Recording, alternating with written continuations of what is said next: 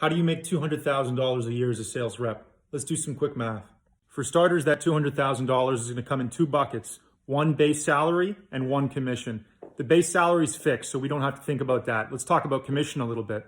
With average deal sizes of around $100,000 and industry commission rates at 10%, you need to close just under one deal per month in order to hit that target. This is where conversion rates become extremely important. You have to ask yourself, how well can you convert your sales pipeline down that funnel? Starting with calls, then going to qualified meetings, then going to trials, and then going to close deals. So now let's move backwards and use some industry standard conversion rates. If you assume a close rate of roughly 25%, then if you want to close one deal every month, you need 4 trials per month. But how many meetings does it take to get a trial? Well, roughly 20%. So if you need 4 trials per month, divide that by 20%, and you need 20 meetings per month. And how do you get those meetings? You make cold calls.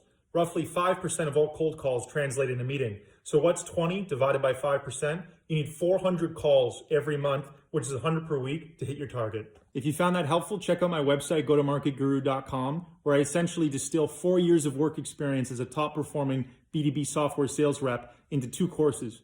1, how to break into software sales, and 2, how to manage a full sales cycle. Check out the website and I'll see you in the next video.